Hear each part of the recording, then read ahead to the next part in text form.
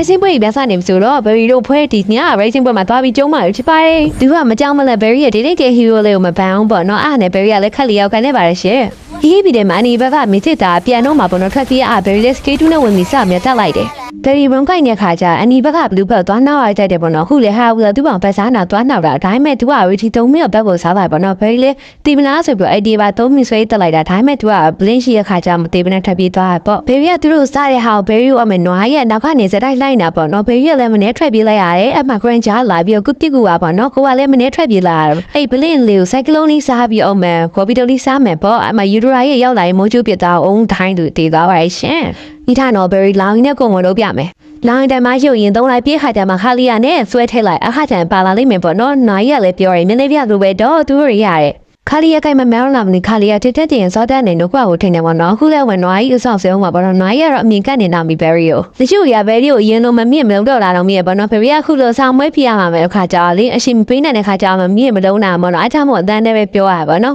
ဆောင်မွေးဖြစ်တော့မှဆိုစာရနေတာတော့မင်းနဲ့ပေါ့နော်စာရမြသေးပါဘူးရှင်ခါလီယာကစတန်နေရမြရပြေးခါကြာပတဲကိုဖွင့်လာလေရန်ကောင်းတယ်ပေါ့နော်အားကြောင့်မို့နောက်ခါနေဝင်လို့ပေးလို့ကောင်းမယ်လောင်းတို့ကတိတာတို့အော်ရာတို့တွေကိုင်ရင်ပိုကောင်းတယ်ပေါ့နော်အခုဆိုရင်တော့ဝိုင်းစင်းဘက်မှာတာကြုံလာနိုင်တော့ရှင်စောင်းကြီးကြည့်ကြည့်ပေးကြတော့ဒီနေ့ပဲသိရှိပါရနော်ဘယ်ရီကောက်လို့ follow တော့အတင်းနဲ့ follow တော့မိကြတယ်နော်အားလုံးပဲ bye bye